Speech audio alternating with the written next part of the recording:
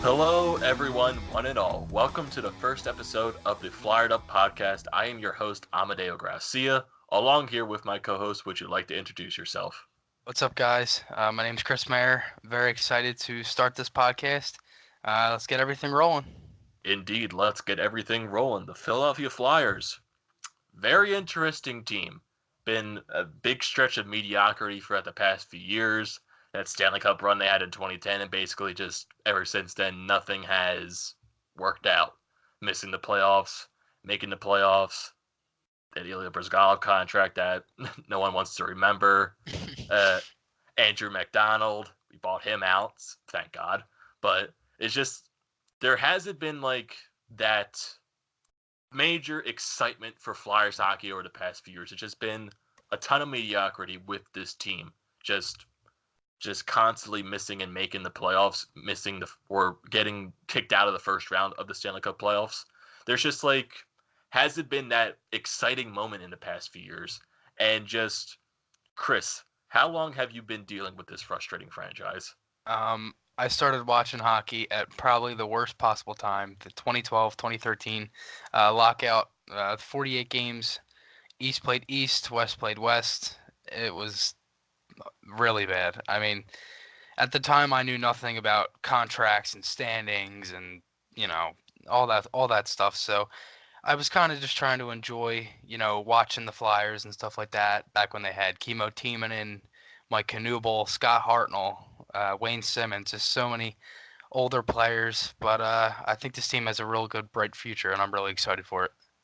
Yeah, like you said, bright future ahead of them. And with this whole debacle of the past season with firing GM Ron Hextall, firing head coach Dave Haxtell, then hiring new GM currently right now, Chuck Fletcher, bringing in Scott Gordon to be the interim head coach for the rest of the season. And now Chuck Fletcher during the offseason brings in an experienced head coach, a very well-known, well-respected coach in the NHL, Alain Vigneault, has over 600 wins to his resume, just missing that Stanley Cup. But he does believe that the Philadelphia Flyers are very close to doing something. They're close to doing something special, and that's one of the main reasons why he accepted the job to be the head coach. And also, Chuck Fletcher bringing in a lot of experienced assistant coaches along with Vigneault, bringing in Michel Therrien, who was a 10-year head coach of the Montreal Canadiens, Mike Yeo, who is very familiar with Chuck Fletcher, worked with him under the Minnesota Wild organization, and then Mike Yeo also was the head coach for a little bit with the St. Louis Blues. So you got a little bit of experience there in the head coaching staff. So that might bode well for this team just because we had the inexperienced college head coach with Dave Haxtell, and that experiment really didn't work out. We had Scott Gordon called up. There was a little success, but then it was just basically the same theme: inconsistency, mediocrity. There just wasn't that spark. And maybe this veteran coaching staff can possibly bring that spark to this team. And Chuck Fletcher's main goal was to get this team back into being a contender. Just with all the young depth that we had, all the young prospects that Ron Hextall brought over from his tenure as a Flyers GM, Chuck Fletcher is trying to mesh that with veteran depth to something to help these young guys just, I wouldn't say develop, but learn the game better, get more experience, and just be better from it. Guys like Ivan Provorov, Shane Gostisbehere, Travis Sanheim, and young and up and coming guys like Phil Myers. These guys need veteran presence, veteran leadership to help guide them, because we saw that how much our defense struggled last year after 2 years of Ivan Provorov, the first 2 years of his career, really solid, but then last year was the first year he really struggled. Shane Gostisbehere has been very inconsistent since his being called up. Travis Sanheim has only had like a year and a half of experience, and Phil Myers has barely scratched the surface of the NHL. So, veteran depth, veteran leadership could possibly be the help for this team. And a couple of those guys that were brought in, the veteran leadership, guys like Matt Niskanen, we traded Radko Gudas to the Washington Capitals. We have acquired Matt Niskanen, and I would say that's an upgrade over Radko Gudas. I would say really anything's an upgrade over Radko Gudas, even though he was one of our best defenders last year, but that's to a stretch. But I believe Matt Niskanen can possibly be that better veteran presence to help guys like Provorov, Gostisbehere.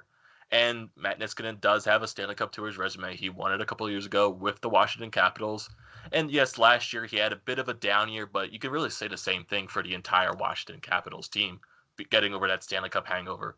And as the year went along, the Capitals did get better. So maybe Matt Niskanen can bring that experience that he brought over from Washington and help these young guys out.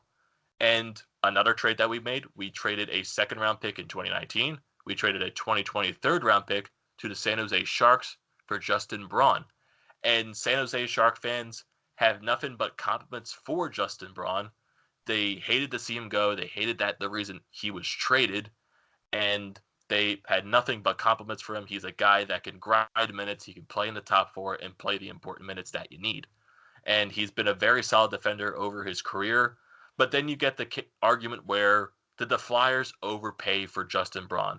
And I do get the argument because it's two early draft picks, one in the second, one in the third. But I believe it's worth it to get a guy that can help this young defensive core.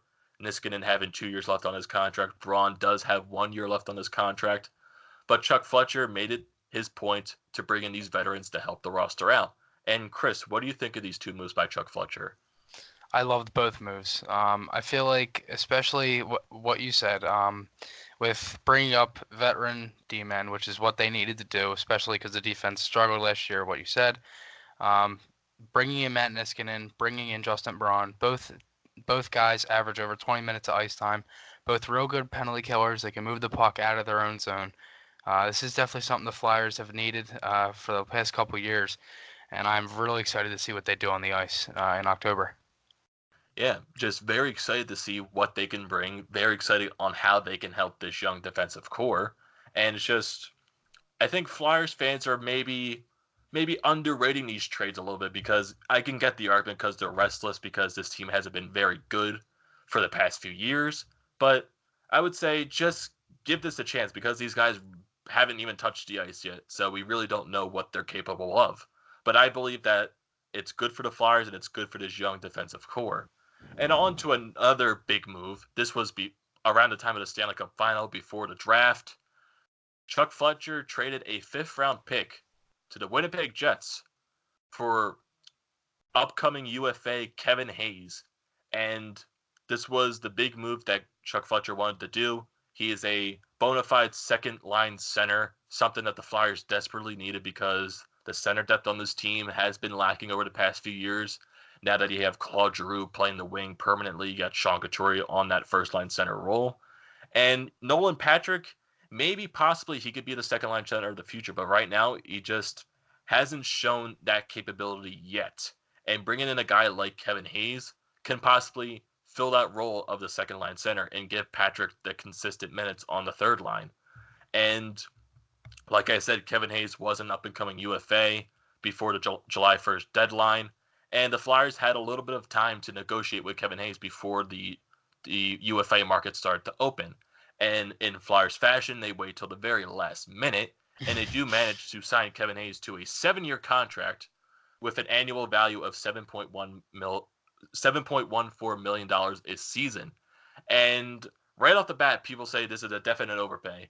And yes, I do agree. This is a definite overpay for Kevin Hayes, but it's free agency, and you overpay for the players that you want to get. Yes, maybe would I have signed Kevin Hayes to maybe like 6.6.5, 6 mil, but you weren't going to get Kevin Hayes for that. He was demanding money, and that whole debacle with him not wanting to come to Philadelphia, he was only going to come here because if they overpaid them, and that's a load of crap. I don't believe that one bit. Kevin Hayes, he signed that contract. He signed with the Philadelphia Flyers. He wants to play here. And yes, it's an overpayment, but we have him for the next 7 years. So we'll worry about the money later. And I think Kevin Hayes will be a good second line center for this team. He's playing with Jake Voracek. He's playing with James Van Riemsdyk. And those guys are two better offensive threats than what he had possibly with the New York Rangers. And he was playing fourth line, third line minutes with the Winnipeg Jets. So I think this opportunity for Kevin Hayes can work well for him. So, Chris, what do you think can work out with this Kevin Hayes trade and signing? Um, I definitely think it's going to help out Nolan Patrick. One thing you said, he's going to be able to figure out his role. He hasn't played to his potential of what he was drafted in 2017. He is going to bring a lot of veteran aspects to the team as well, just like Niskanen and Braun. He's also really going to help out Jake Voracek and maybe Oscar Lindblom, maybe James Van Riemsdyk, as we don't know who is going to play on that second line. We're going to have to see what happens. But I definitely do think Hayes is going to help out on the penalty kill as well, as he is a really good penalty killer, a real good 200-foot player. I'm real excited to see what he does as well. Yeah, definitely the penalty kill needs some work because we all know that last year special teams was a major problem for the Philadelphia Flyers. Man, it was bad. Yeah, being bottom 20 and at least throughout the entire season. Yes, the penalty kill did get better as the season went along, but you were still bottom 20 at least. So you're not going to make the playoffs when you have a below 20 ranked power play and a below 20 ranked penalty kill. You're just not going to make the playoffs. No And shot. that's why one of the main reasons the Flyers missed the playoffs last season, just terrible special teams. And with all these coaching changes, maybe the power play, the penalty kill, maybe they'll start to improve. But we'll have to see as the season starts. And little other small moves with the whole backup goalie situation. We had the reason if it was going to be either Brian Elliott coming back or Cam Talbot coming back, who we traded during the middle of the season for Anthony Stolarz with Edmonton. And there was really a whole debate who was going to be brought back. Cam Talbot, we all know he's really good friends with Carter Hart, trains with him in the offseason. So it kind of looked like it was going to be meshing well together. It was the perfect backup goalie tandem with two buddies as the starter and the backup. But Chuck Fletcher decides to go with Brian Elliott, who's returning on a 1-year contract worth $2 million. And honestly, I do believe that Brian Elliott is the better option just because he's been a more consistent goaltender throughout his career in the league. And yes, he does have injury issues, especially with his tenure with the Flyers. And the guy just can't stay healthy, but I do believe he's a better option than Cam Talbot. And maybe the possibility that Carter Hart takes over the starting role and Elliott becomes the backup. We might see Elliott play less games. His body probably will be more healthy because of that.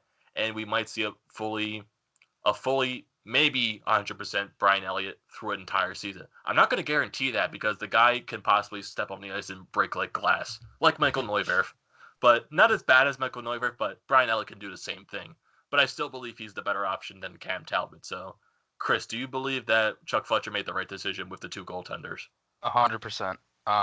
Especially because we didn't really see much of Cam Talbot last year, and I think one of the reasons because of that was because they didn't have anyone else. I mean, it was Carter Hart for a while, and they weren't going to play him as much because they were still trying to make the playoffs, and they were only a few points out at one point where they came back, had that 8-game win streak. Hart was playing phenomenal. They were all playing real good.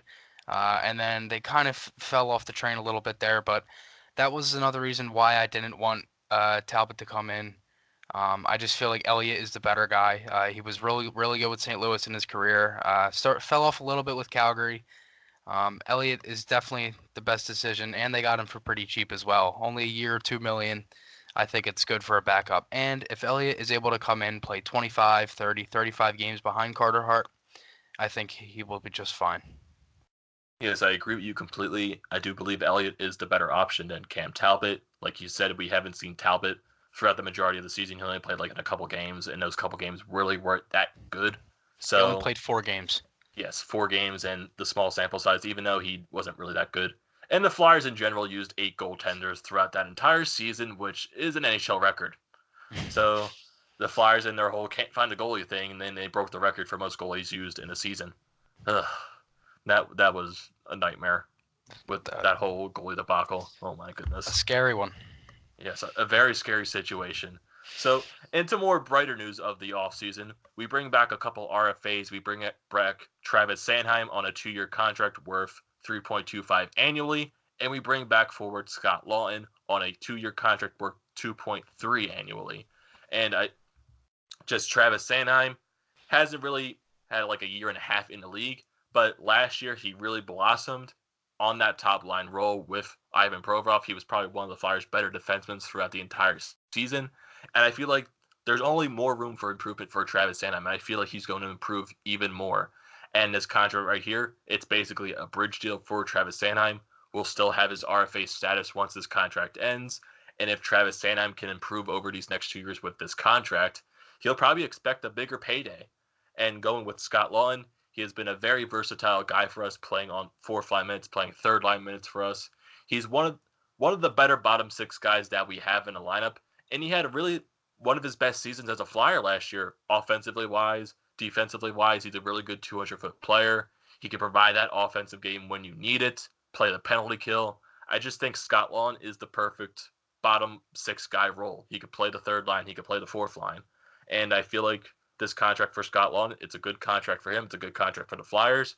And I feel like Scott Lawton and the Flyers will only benefit from this because, like I said, he's probably one of the perfect bottom six guys you can have on a team. And Chris, just what do you think of the bridge deal for Sanheim, and what do you think of the Lawton contract? Like, what do you think this is going to do with these two players? I definitely like the Sanheim bridge deal because, as you said, it's going to bring more time for Sanheim to blossom. He's going to be getting those. I'm sure his ice time is definitely going to go up this year. He had a really good offensive year last year. If he's able to continue what he did last year with as many points as he put up, I think Sanheim is going to be getting the big bucks in these next 2 years. And as for Scott Lawton, I honestly do think that Lawton is, as you said, one of our better bottom six players. He's real solid on the penalty kill. He can play. He also can play wing as well. There's an argument where he could play on that third line wing this year, or third right wing, excuse me. So I'm not really sure what they're going to do with that. But I love both contracts, especially because they're low on money. Both players deserve the money they got, and I'm real excited to see what happens. Yes, very excited for these two players. And just like a couple of small things that happened. Ryan Hartman that we got last season from Nashville. He was traded to the Dallas Stars for Tyler Pitlick, and Ryan Hartman was an RFA, and it looked like Chuck Fletcher didn't want to pay Ryan Hartman what he wanted apparently. So we flip him to the Dallas Stars for Tyler Pitlick, who has $1 million on his contract, so that's a very cheap deal for the Flyers. And the Dallas Stars, they don't sign Ryan Hartman at all. They just release him. So kind of the Flyers win in that deal, I guess. I just That don't. trade also did save 1.5 million in cap space, which was another reason why I liked it because now they have Konechny and Provorov to sign before camp.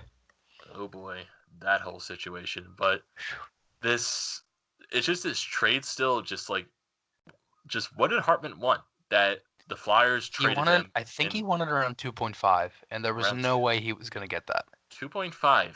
No, the man does not deserve for 2.5 a guy who, whatsoever. what did he put up? He put up what, like almost 40 points in his rookie year.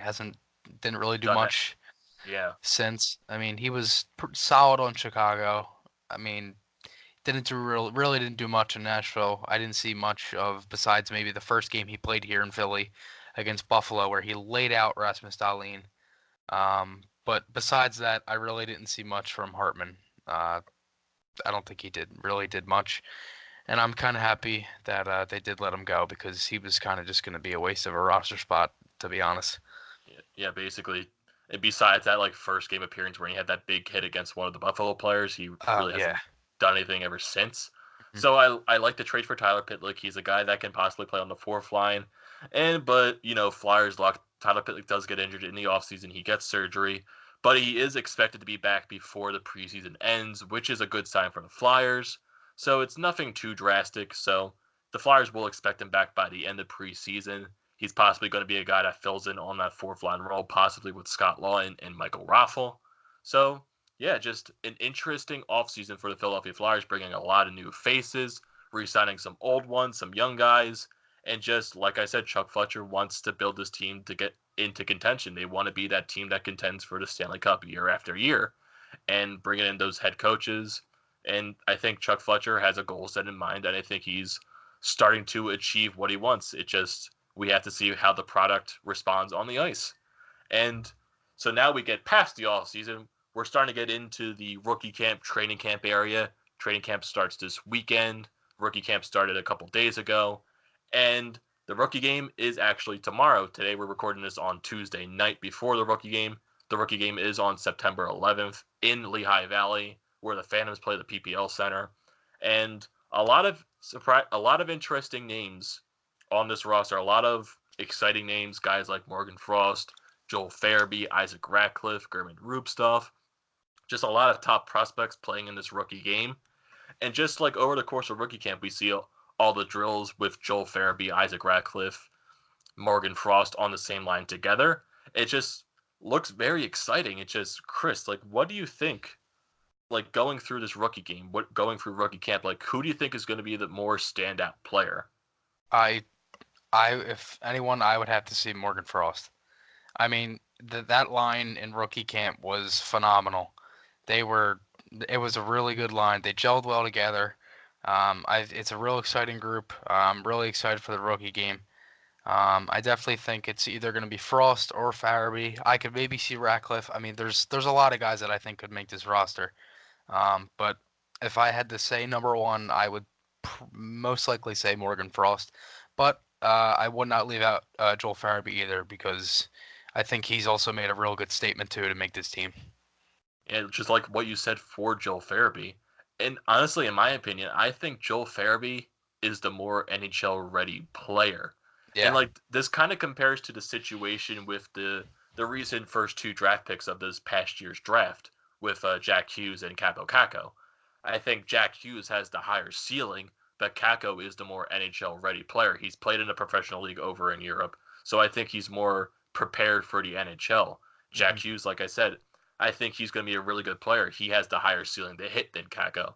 And I feel like that's the same thing with Morgan Frost and Joel Farabee. I think Joel Farabee is the right now is the more NHL caliber player. Morgan Frost has the higher ceiling to hit.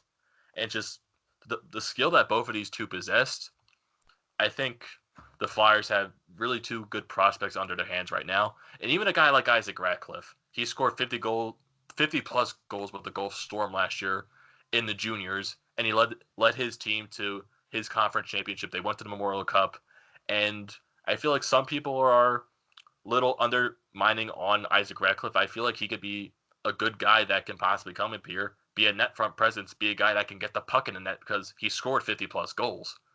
And I also believe that there's also an underlying prospect, and that's German Rubstov. He played didn't play the whole season last year with Lehigh Valley because he got injured and missed the most of the season. But from his small sample size in the AHL, he has speed to his game. He plays a 200-foot game, and I feel like that can bode well in the NHL because we all know that the NHL is a speed game right now. It's a speed and skill game, and I think what German Rubstov brings to the table, he could possibly maybe sneak a roster spot with no one expecting that. So like we discuss, like Chris, you're probably more standout guy. Who do you think is the more, I would say, underrated guy? Maybe the underdog, if you would say. Uh, I mean, there's a few names. I would say. Mm, Let me think here. We could say Rubtsov. You could say Matthew Strome, Maxim Shushko, Mikhail Vyorbiev, Pascal LaBerge. There's a lot of guys. Connor Booneman. I'm real excited for the Phantoms this year. I'm also real excited for the rookie game. See what these guys can do. But if I had to go with one of them, I would definitely say Rubtsov. And if I had a second pick, I would say Strome or Shushko. Yeah, Strom's also an interesting decision. Strom, with all the Strom brothers that are in the NHL right now, Dylan and Ryan. We all know Dylan has played a lot better since being on the Chicago Blackhawks. Ryan, the NHL really hasn't fared much for him. And with the Flyers drafting Strom a couple of years ago in that fourth to fifth round, and the kid has skill. The kid can get the points. It's just his problem is the skating, and he That's really the only has. thing I am worried about him. It's the Yeah, skating. yeah, it's the one thing he has to work on, He and has the body, he has the skill, he's got the potential. He's got everything. I just think it's the skating that I'm worried about. The only yeah, thing. that's his major flaw, and he has to work on that. So I can maybe I wouldn't see Strom like surprising anyone, but he's definitely going to be like a top role guy in the AHL because he's one of our young prospects. He's one of our better prospects, and I think he's going to get that better chance in the AHL to develop his game more and maybe work on that damn skating. Right. Ugh. So going into the rookie game, like all these main prospects that we've been talking about, the Farabees, the Frost, the Ratcliffes, featuring that game. We also have goaltending prospects, Felix Sandstrom and Ustimenko being the goaltending duo for that game. And Sandstrom, after the Carter Hart being our Lord and Savior, Sandstrom is our next best goaltending prospect. And it looks like he might start in the AHL with Alex Lyon. So who do you think, Chris, that with this Sandstrom, the Ustimenko, like who do you think can possibly battle it out for the AHL? Because we all know maybe one of those goalies is probably going to bounce and go to the ECHL and Reading to play as a starter, possibly down there. I honestly, I mean, they're both amazing goaltenders. They both had real good seasons last year. But if, as you said, I would have to pick Sandstrom. Sandstrom looked really good last year at camp. He looked, or excuse me, well this summer, he looked real good at camp. The year before that, he looked good as well. But if there was one guy, it would definitely be Sandstrom.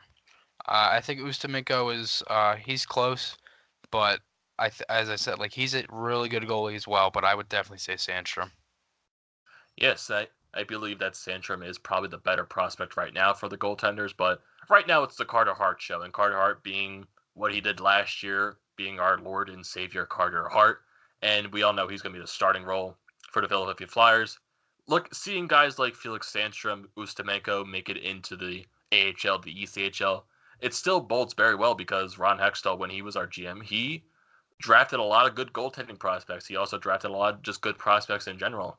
And it's kind of exciting to see these young up and coming prospects just come into the death pool and just play for us. So it's going to be a very exciting rookie game tomorrow. It's going to be 7 o'clock.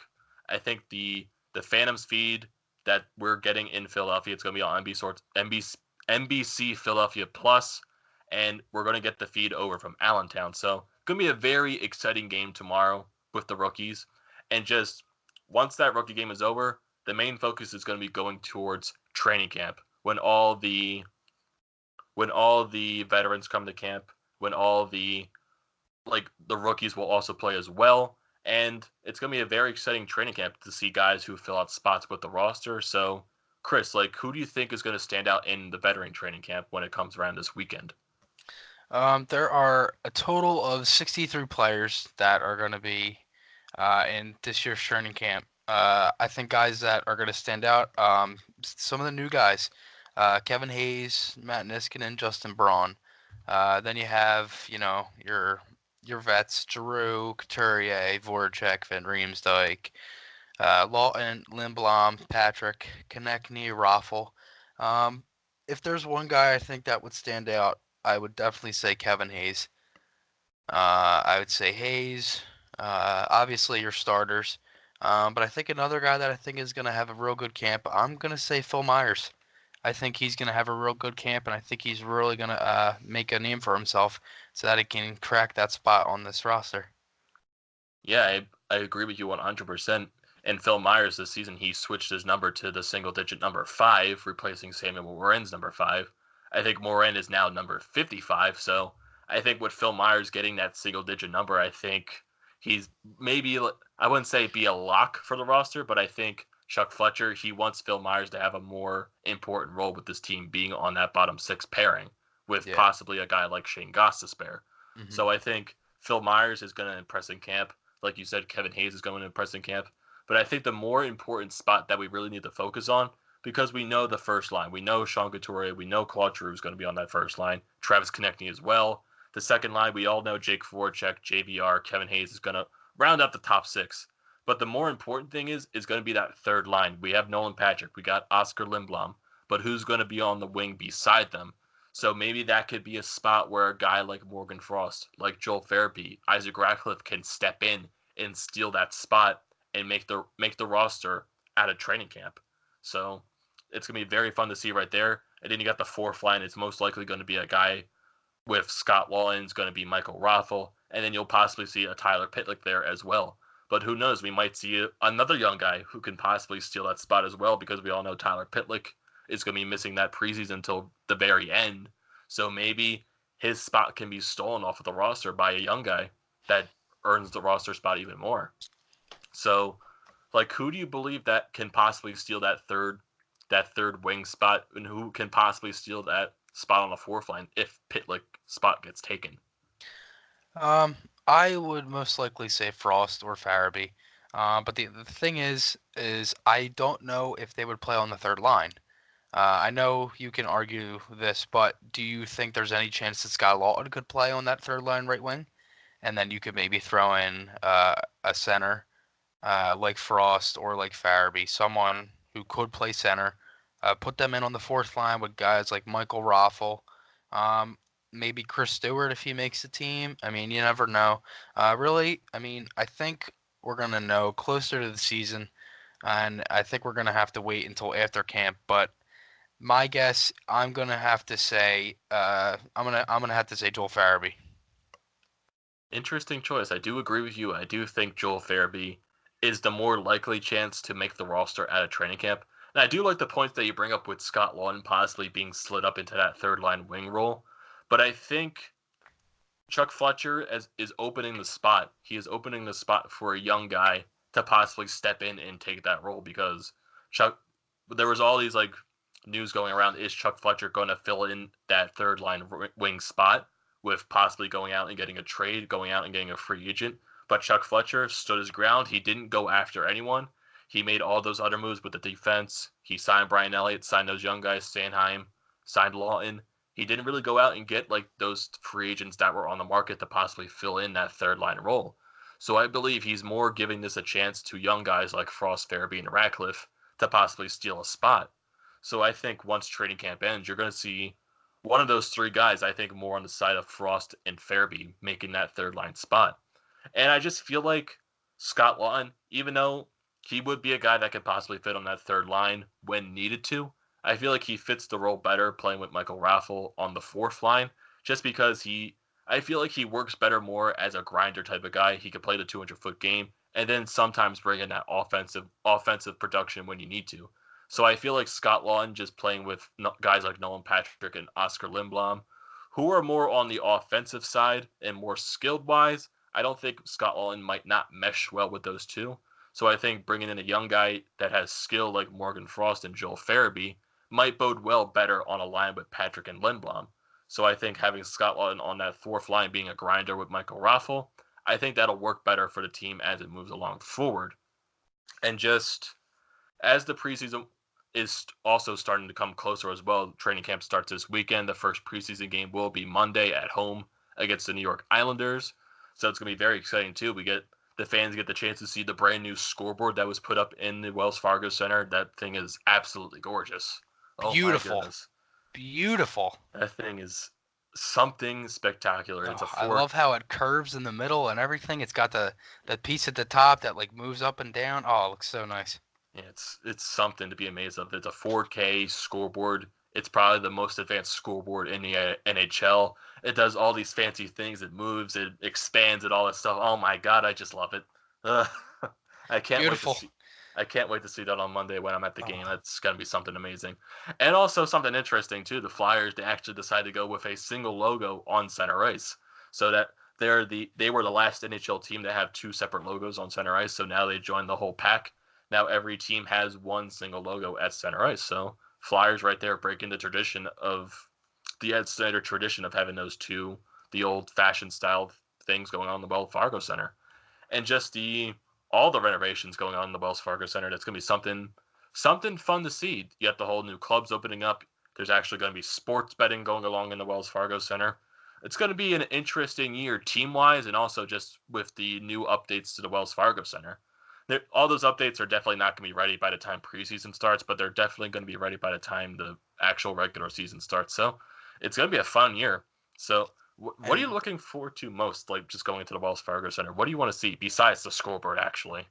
um, I'm kind of looking forward to those black seats. I mean, I know it sounds weird, but like if you look at the way Wells Fargo used to be, those red seats, they were so nice. Like when you would see the game on TV, like the seats would pop out. But honestly, like you know how like home opener or playoff game they put like the shirts on the seats and stuff. I feel like it never really gelled well with the red. So I mean, you never know what it's gonna look like with the black. I mean, I liked how the black was last year, where they had it in the up in the 200s.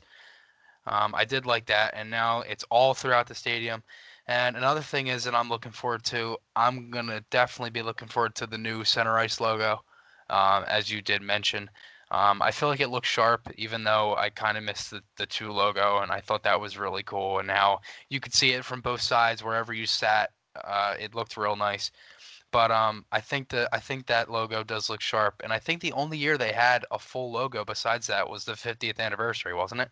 Yeah, that was the first time the Flyers went with one full center ice logo. And I think every team that year, so the 67 expansion, Kings, Penguins, Blues, and so on, I think they all had the main one big logo in center ice. I don't think they had like because at the time the only team that was um, that had the double logo was the Flyers and Yeah, Montreal at yeah, that time. yeah. Then So Montreal finally decided to switch to a single logo, and the Flyers were the yeah. last remaining team. So the Flyers And I feel decided to like join the group. Montreal's looked real nice this year too in some games I'd watch.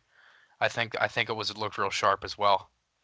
Yeah, I don't think I'm gonna get the full justice until I see everything in person because I can't really, you know what I mean? Like I want yeah, to make sure I see everything there. I didn't even know the scoreboard was curved until I saw those videos today about it. So I was like, oh my gosh, that's another thing I get to look at.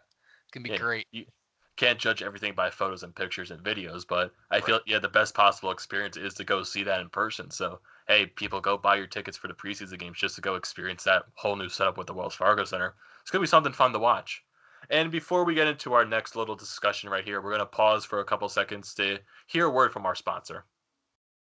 Hi, I'm Mark, and I'm one of the hosts of Massive Late Fee. Do you remember Blockbuster? Well, we do, and we racked up a lot of late fees there. That's why we're glad there's things like Netflix, Hulu, and Blockbuster has died, mostly because of us. We cover streaming shows and pretty much whatever we want. Join us every Thursday as we talk TV and movies on Massive Late Fee. You can find us at Massive Late Fee on Twitter, Massive Late Fee on Facebook. You can email the show at massivelatefee@gmail.com, and you can find us at MySpace, Massive Late Fee. Massive Late Fee, the best podcast we can think of. And welcome back to the Fired Up podcast with Amadeo Gracia and Chris Mayer. And our next topic we want to get into, it's very important with this Philadelphia Flyers team. The two big RFAs, Travis Konecny and Ivan Provorov, they are not signed yet. And what the hell is waiting? What the hell are we waiting for? Just why? I don't know. It's So yesterday, Zach Werenski got signed to a 3-year, $15 million deal, AAV $5 million. Provorov and Charlie McAvoy, the two defensemen that have been waiting for one of the other of the three to sign. Werenski signing first. So now I'm hearing that Provorov doesn't want that contract. Yes, I remember hearing from Flyers reporter Sam Carchidi. He was talking about the possibility for that 3-year deal for Provorov is there, but I think Chuck Fletcher and the Flyers and Provorov and his agent, or maybe possibly looking towards possibly like the 3-4 year deal, the 5-6 year deal. So we really don't know what's going to happen with Ivan Provorov, but Chuck Fletcher has stated that his main goal until veteran camp opens up is going to be getting Travis Konecny and Ivan Provorov signed. So maybe this Werenski deal can be like the starting base for a negotiation with Provorov. And it's funny too, like me and you were talking about this before, and when the Werenski deal first happened, we thought like, whoa, why is he getting paid this much over 3 years? But then we realized it's only 15 mil in total. We thought I it was thought it like, was a 3-year, $45 million, yeah, 15 million AAV. I was like, wait a second. I was yeah, like, like we don't even have enough cap space to sign Provorov to that. And I was in school and I was like, oh my god. And I yeah, got out and I saw it on my phone. It said 5 million. I was like, oh wow. I was like, yeah, wow. Yeah, like that's like the one thing sometimes I get confused with when people post like contract stuff. Yeah, I always get confused with because when they'll always put like the year first, then they'll put the amount. Sometimes I keep forgetting that the amount they put next to the years is the total value instead of yeah. the That's what annual I value. thought too. So I just like thought, whoa, why is he getting paid this much money for 3 seasons? Right. He's not worth Connor McDavid money. No. He's not worth more than that. That's more than Connor McDavid money. Jesus. I don't want to think about that yet. That's two and a half. That's 2.5 million over Connor McDavid money. Oh That is my goodness. crazy. That is crazy. Zach And Kowinski, yeah, behind that, Panarin and another thing is that is with the way people wanted to say about Kevin Hayes like being overpaid. I know this is kind of like an older topic, but I wanted to bring this up because there were a lot of guys that got overpaid this year. I mean, you look at Matt Duchene, Anders Lee. You got Panarin, who you can argue 11.5. I don't know about that. Uh, you could maybe argue Jeff Skinner, Tyler Myers. Um, let's see who else. Skinner. Yeah, I said Skinner. Jacob Trouba. That's another one who got 8 years. Like, what was that? 8 years, 7 million. I think so. I Yeah, think that's what it the was like Rangers signed him it to. was like a 56 annual or not annual like in full, And then which you also is had some of the other guys who probably thought you were going to get more money on the market. Guys like Jake Gardner, who signed with the Carolina Hurricanes. He signed for 4 years. He signed very cheap with the Carolina Hurricanes. at 4 Guys, million. yeah, guys like Wayne Simmons gets a 1 year like prove it deal with the New Jersey Devils. Mm-hmm. And some guys that you probably would expect to make more money aren't, as because you got this whole deal with the RFA market, all these RFAs holding out. It's just like been a tough process, this free agency. This has probably been one of the more crazier free agencies in a while, specifically with the RFA class. And just going back to this Travis Konechny and Ivan Provorov topic, they're one of those two. They're two of those RFAs that are just have been holding out. They're waiting for their deal to be processed, and it's just like a common theme with RFAs in recent years. They just don't want to go for that long-term deal. And I'm not saying like sign Travis Konechny and Ivan Provorov to these long-term expensive deals because they're not worth that money yet. But it seems like players don't want to be locked up for that long because they feel like they want to control their own destiny. Like with a guy like Austin Matthews, from what he signed for 5-6 year deal, but he's getting paid 11 mil per season. And when his contract runs out, he's going to be a free agent, so he gets to control his own destiny. So I feel like that's the more mindset of the RFAs: make more money in shorter term, and then you could possibly get into free agency earlier in your age. And it's a very stressful process, but I don't blame these guys for wanting to get paid. I mean, I don't know. I mean, I can understand the way they want to be paid and stuff like that. Like GMs, they love bridge deals. Players hate them, and it's because they just don't think they deserve that little money for only being in the league for a few years. I mean, it worked out well with the Flyers, the way they did it with Sanheim, the way they did it with Lawton. And I feel like if they can do it with Konechny around 3 years, maybe 3.5, maybe 4.5, or you can maybe do it with Provorov too, maybe 3, 4, maybe 5, maybe do around 5.56. I feel like that's perfect for both of them. I feel like both of them should both get bridge deals, which seems like a common thing that Fletcher has been doing besides Kevin Hayes. He's done it with Sanheim and Lawton. So we're gonna have to see what happens, and I definitely do think that these guys can be signed before camp. If they do it right, this can be done by Friday. Yeah, and that's Chuck Fletcher's main goal, to get these two guys signed. Right. And just like when you were talking about like contract ideas for these two players, I've been like when I've been thinking to myself, like thinking about Travis Konechny, what can this guy possibly sign for? I think the perfect value for Travis Konechny right now, give him what Sean Couturier is making, give him maybe not what Shane Gostisbehere is making, give him what Couturier is making, that 4.3 per season. I think Right. that is the perfect amount for Travis And that Konechny. is an underpay for Couturier. With the way Definite. he's played these last two, oh my, that is wow. Yeah, expect that pay raise when he gets into And free agency in 3 if years. you think how, like if you look at Konechny last year, Konechny had a good year. I mean, he was real. He had 48 points last year. He could crack 50. But the thing is if you like, how many times do you think Konechny hit the post last year? A lot. A lot, exactly. And if you put and say all those are goals, that's 40 goals right there. I mean, like that's crazy. I mean, Jeff Skinner got 40 goals, 23 assists, got 8 years, 9 million, 72 million. And majority of his goals were in the first half, and he Right. went With cold with Buffalo the was rest of the really damn good. team. And he Right. went cold with the rest of the damn team. Right. And he's making 9 mil per season. Crazy. Ugh. It's Crazy. very crazy. And just imagine, remember how snake bitten Travis Konecny was in the beginning of the season, where he was just hitting all those posts. Oh my gosh. It's like I felt like the dude couldn't get out of it.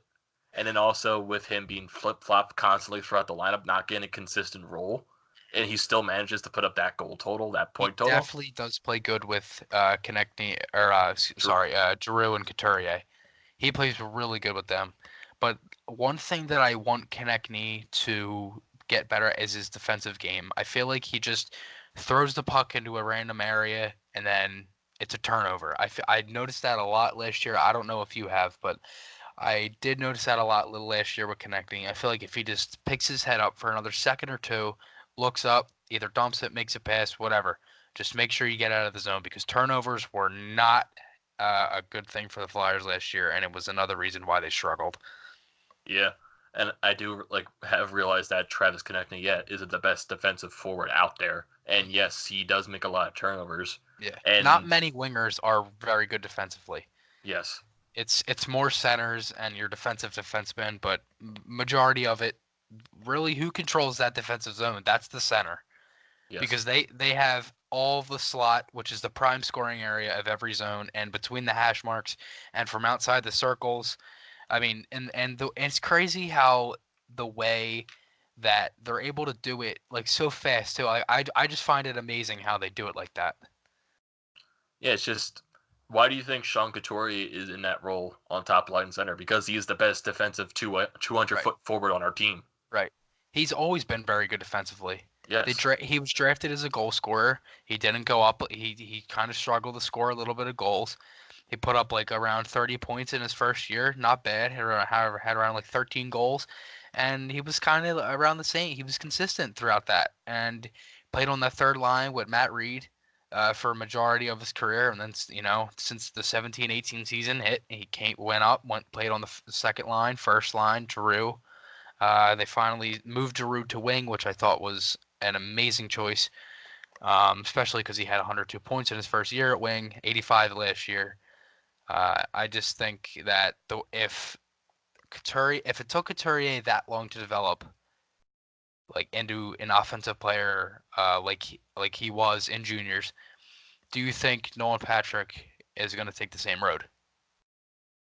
Nolan Patrick, I think skill wise, he has the potential to become a better offensive player. I feel like Nolan Patrick just needs consistent times Right, because last year, the same thing with connecting. He's been thrown up and down the lineup. He was right, put on the first line for a little bit, second line, third line. There just right. wasn't a consistent spot for Nolan Patrick. And another thing was his line mates were always different. He Yes. played the one year, he had like Dale Weiss and Jordan Wheel. Last year, he had Lindblom, Scott Lawton. He had a bunch of different guys last year.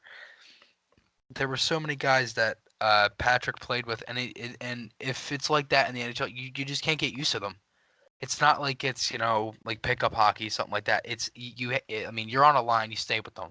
Another reason why Lindblom and Voracek played so well, they were on a line for a majority of the year. Van Riemsdyk played well.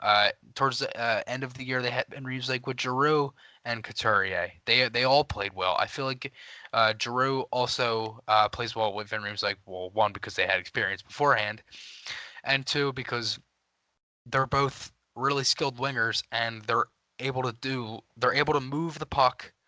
They know where each other are at all times. I mean, both of them. I'd say Couturier and Van Riemsdyk, they both have a nose for the net. Same thing with Patrick connecting. I mean, all of them do. I feel like another guy who had a good year last year was Oscar Lindblom. Put up 17 goals last year. A really good offensive year. Yeah. And I feel like the guy that Nolan Patrick played with the most, and I feel like he has the most chemistry with, is Oscar Lindblom. Right. I just and 100% agree. hopefully if the lines bolt out this year and both of those two play on the third line, maybe you'll see better production from both players. And even though Lindblom did sort of break out with playing with Jake Voracek, I feel like those two playing consistently together, it'll probably help both of them out. Definitely. And think of going to Sean Couturier, like how you said he was consistent through getting those like 30 to 40 something point totals, being on the third line, being on the fourth line. It's just, was Sean Couturier did he always have that potential? Or did he, when he finally got the chance, he broke out? like not no that like actually let me rephrase that. Did he was he just being held back playing on the third and fourth line, and then he was finally able to showcase what he can do when playing with Claude Giroux on that first line? I think That is a Sean good point. Couturier. I think Sean Couturier always had that ability. He just never had the chance to show it He because he also wasn't never had the playing. line mates either. Yeah, line mates are Same the thing with why Vinny sorry, Vinny Vinny LeCavier. LeCavier in the 13-14 season. He struggled because he was on the fourth. He was a fourth line winger. He's a second line center. You play him with Braden Shen, Scott Hartnell, Wayne Simmons. Whoever you want to throw him with. Claude Giroux maybe. Couturier, Matt Reed. I mean, he's gonna put up points. I mean, for a guy like LeCavier to barely do anything while he was here, with the team they had at the time, it was a solid team. It wasn't great, but it was a solid team. It had its offensive squirts. But I definitely do think if Patrick gets played with the right people and he's on the right line, which I think is the third line, because having Hayes there is also going to have a lot of depth at that second line center. And I also think it's going to help out Voracek as well to have a bounce back year. But if Patrick is going to have the same line mates for most of the year, if injuries can prevail that. But if Patrick has the same guys, the same line, chemistry, he should be just fine. And I think he's going to have a breakout year. I could maybe see 60, 55 points this year for Patrick. Yeah, it's a possibility if he gets consistent line time. And Right. also, I want to bring up like a thought you mentioned earlier when talking about Claude Giroux being put to the wing and being that the best possible decision ever. And we saw how Claude Giroux struggled the past few seasons at center, scoring the 50 below points, below 70 points. It's just putting Sean Couturier at center gives him that responsibility to be the two-way guy to produce offensively and produce defensively because Sean Couturier is a two-way guy. He's a Selke kind of player. Right. Claude Giroux, he can play defensively, but the guy is skilled. The guy is more offensively based. And being played on the wing, he doesn't have to focus on his defensive responsibilities as much as, say, playing at the center role would be. Because playing at center, you have to play 200 foot. You got to play both in the offensive zone and you got to play in the more important areas in the defensive zone. So that's probably why Claude Giroux struggled a lot playing that 200-foot game as he got older because he was playing the better matchups. And now playing on the wing, he has that chance to open up the ice more and get more offense. Hence why he scored 102 points his 85 first season last year. and 85 last year. Hence why his point And totals have another gone up thing drastically. is one thing that I do think that Couturier has also really did good, did really good with on that first line was the faceoffs because Giroux is definitely our number one center, 100%. Even though he does play wing, he's amazing at faceoffs, and he can take them in the power play, anytime you need him to. But I feel like Couturier really did step up these last 2 years with doing good with those faceoffs. And also the defensive draws. Scott Lawton really good at defensive draws. Nolan Patrick. I mean, we are like what I would say like a top 5, maybe top 10 faceoff team in the league. Wouldn't you agree? Yeah, I think last season we were like top 5, top 3 in faceoffs Right. in the league. At one point, we were first in faceoffs. And it's surprising too, like being that high in the faceoff win percentage. Right. You think the team would be better because you're getting more of the puck control. Right. But no, Flyers fashion, they aren't good. And the reason why I like the Niskanen and Braun is because you win the faceoffs, you have defensemen that can move it out of your zone. That's what gets more of the offensive time, which is why they gave up so many goals first last year because they weren't able to move it out of their zone. Yeah, it was turnovers, penalty kills, everything. They were just bad. Yeah, now you don't have guys like Robert Haig getting more of the ice time. You don't have Andrew McDonald getting ice time. Gudis. Even though Gudis I liked Gudis. Ever since they had him, I liked him. I've always respected him as a player, Really? But that 17-18 season, he was woeful.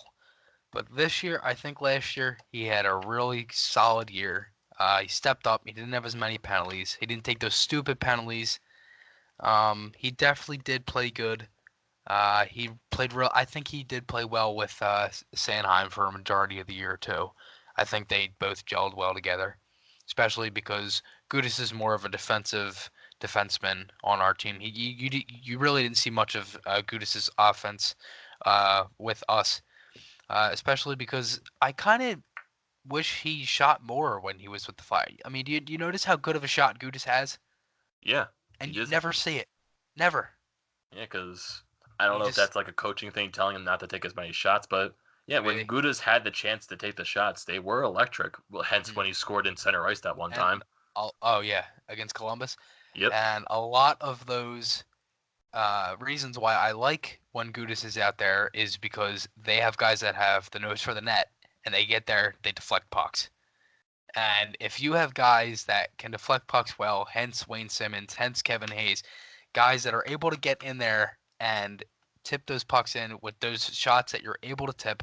I mean, because the game is now transforming from it used to be the big slap shot with Zdeno Chara, Johnny Boychuk, guys like them who had the real big shot. Now it's that steady wrister that's getting on net. Guys like Provorov walking the line, getting the wrister off. Sanheim, Myers, Gostisbehere. I mean, they're the game is really transferred from that big booming slap shot to that walk in the line kind of wrister, and I think it's good because they're now going to have guys that are going to get to the net. You're going to have guys that are be looking for rebounds, and if you're able to cycle it back to the point, I mean, they're going to have a lot of good chances this year where they're going to be able to move the puck in and out of the zone. And I feel like we're really gonna see an improvement, especially in the defensive zone, with moving it and things like that. Yeah, just like you said, I think like what the NHL is transitioning into defensemen that are fast, that have offensive production, and can Right. jump up into the play. Mhm. That's what a lot of the NHL teams they're transitioning into. You see guys like Zach Krawinski, you see Charlie McAvoy, you see Seth Jones, you John see even Carlson. John Carlson, you see guys like PK Subban as well doing all this stuff, Drew Doughty, and Right. just guys that can drive the offense, they can get up into the play, and guys that could be a major offensive threat as Right. well defensively on the Mhm. defensive side. It's just that's what the league is It's transitioning a into. faster game, and when I mean fast, I don't mean just by skates. I mean by if you realize how much it takes you to wind up and take a slap shot compared to walking the line and shooting a wrist shot, it's a complete difference. Everything Yes, is went from slower to 10 times faster, and I can't even imagine how fast it's going to be in a couple years. And definitely. another thing is I think the goalie, um like reflexes, rebounds, stuff like that, I think that's really improved too. Definitely. I mean, if you see the way guys have now with all the big pads they got, and I mean, Ben Bishop, for example, what is he, 6'5"? At least. Yeah, and he's huge. And just look at the way he played last season. He Right. was one of the 198 goals against average. top three goaltenders in the league, and he didn't win the Vezina. Right. I feel like Ben Bishop got snubbed for that Vezina trophy, Oh yeah, definitely. That was without a doubt. Vasilevsky who won that, right? Yes, Vasilevsky Yeah, won that Vezina that trophy wasn't. Yeah, there was no question about when that. he did miss a good chunk of the season too. Right. But Louis Domingue didn't hold his ground for them. That was Yeah, one of the reasons why they were a good team because they had that they had everything that year. I don't know how they didn't go far in that playoffs. Crazy playoffs. Crazy. definitely. Yeah, just crazy.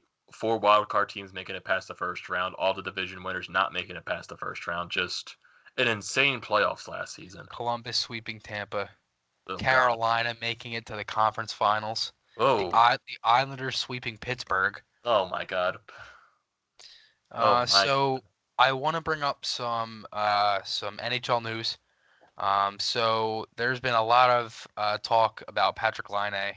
There's been a few teams. The Flyers have been one of them that have been in the rumors. There's also been Justin Falk's trade rumors with him going to Anaheim, but he wants to sign a contract extension first before that all that happens.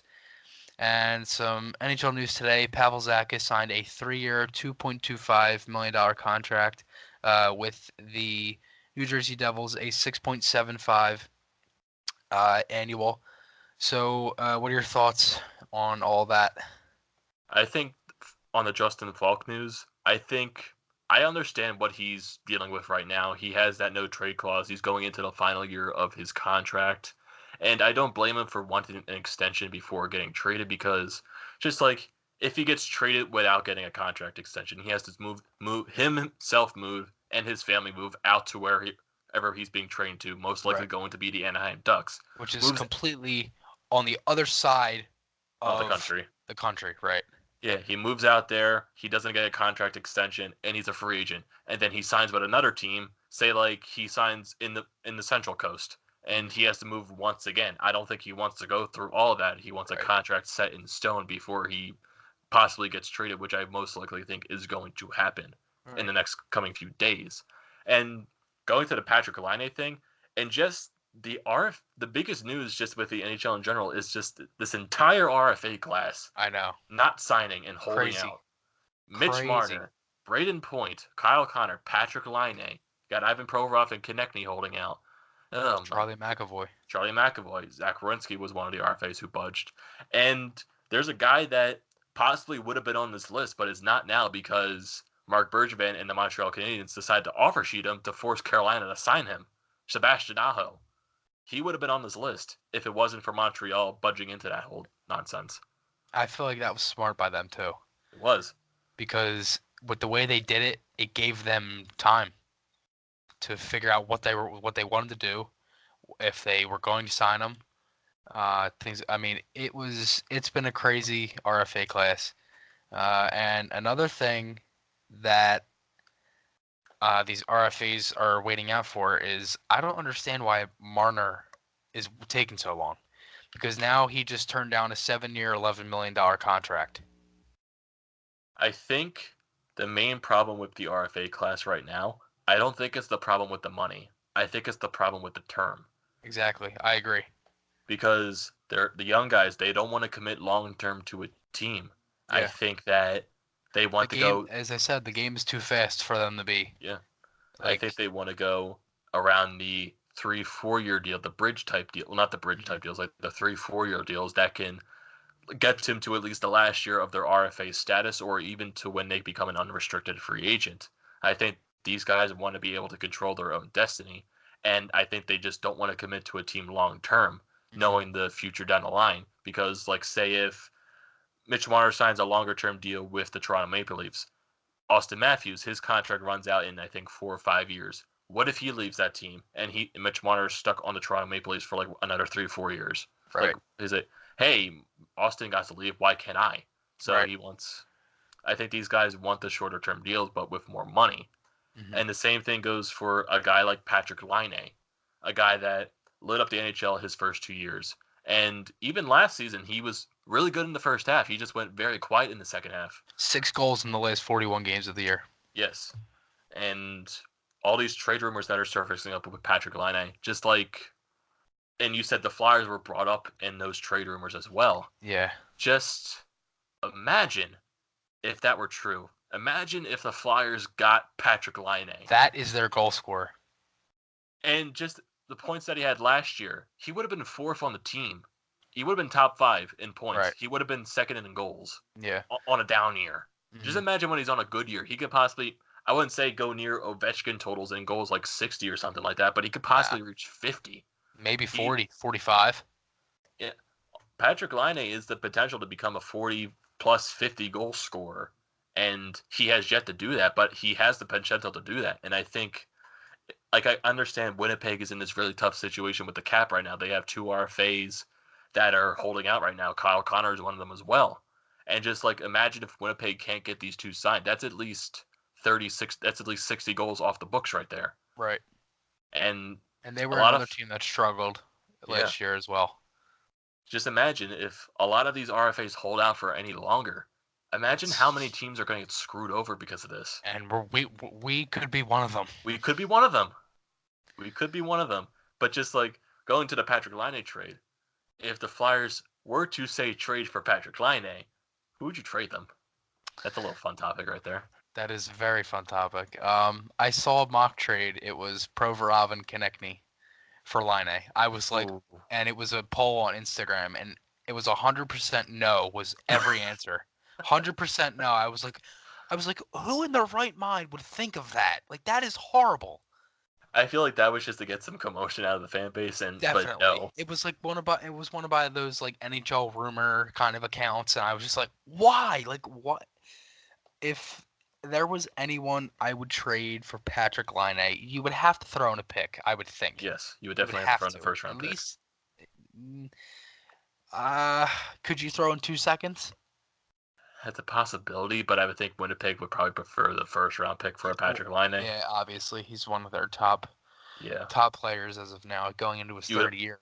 you would probably also have to give him either a Or roster fourth year, player excuse me.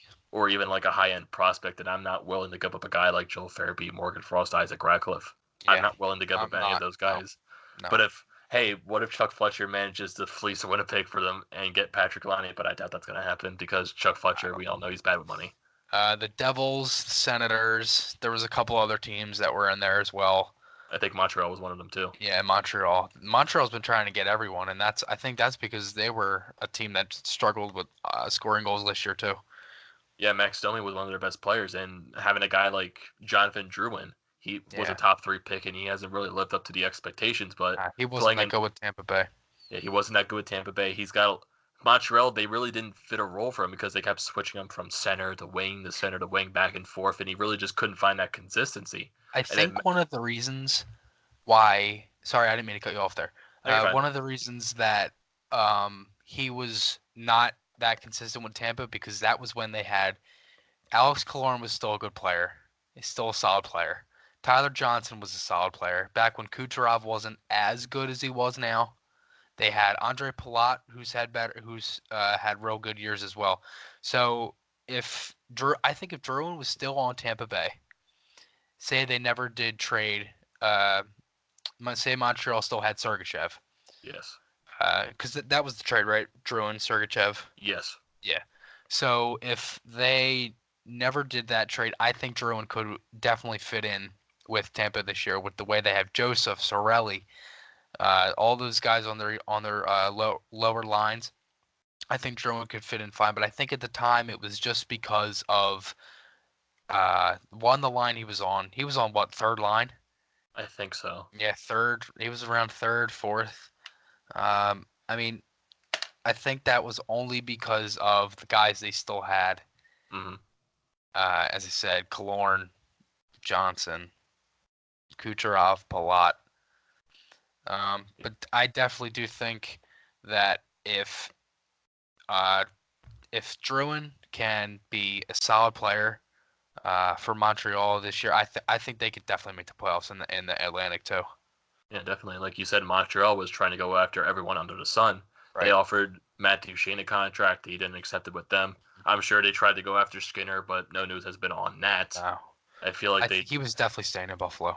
Yeah, he was definitely staying at Buffalo, but I think Montreal was just trying to go after everyone. They offered Sebastian Aho, like we mentioned earlier. That didn't succeed well for them. No. It's just like everything that Bergevin's trying to do something. Like you could tell he's trying to do something to make the team better. It's just not working out in his favor. Right. You got to feel bad for him because Montreal, they've been criticizing Bergevin a lot lately for not making the team better, but you could see he's putting his dedication to making these moves, and you got to give it to the guy right there. Yeah. And you got to give it to Chuck Fletcher. He's trying to make the Flyers a lot better team, and hopefully all these moves that he's making right now are going to pan out for this team because let's hope. The city definitely needs the Flyers to be better because definitely. I need them to be better. Yeah, we both. I know you need them to be better. Definitely. Everyone needs them to be better. I've been waiting too long. Yeah, it's just been since this stretch of mediocrity, the Flyers' relevancy in Philadelphia has been just dropping and dropping and dropping. You have the Eagles winning their Super Bowl a couple of years ago. They're always going to be the top of the Philadelphia sports fan list. It's a football city. The Sixers going through the process. Now you got guys like Joel Embiid, Ben Simmons. You got Al Horford over the summer in free agency, Josh Richardson. It's just all the NBA title hype with the 76ers too. You got the Philadelphia Phillies, even though they're a very frustrating team. You got Bryce Harper, JT Realmuto. Very exciting stuff with the team going down the future. But there's just hasn't been that excitement with the Flyers just because mediocrity. Even though we have one of the better prospect pools in the league, it's just no one's really even though these prospects, they do come up and do good, there's not that explosive guy that just comes right out of the bat. We had Gostisbehere that did that, and he's been very streaky, inconsistent over his tenure with the Flyers. But we haven't had that guy that comes out and just lights the lamp instantly. We just need something with this team to make the fan base excited again. We need to be a good team to bring back the fan base, because that's desperately what we need, because I desperately miss a sold-out Wells Fargo Center every single game. Because you could definitely see the attendance from last year to years previous, it's starting to dwindle. You're starting to see more patches in the seats. Mm-hmm. And it's And just... the attendance did go out, and they said we were like 5th. I didn't believe that for anything. Me neither. I did not believe that No whatsoever. way. I was like, there's no way we were 5th in attendance for how bad they were. I'm a season ticket holder. I go to every game, and all those patches I saw in those seats every single home game, we were not top 5 in attendance that year whatsoever. I went to around like 5 or 6 games.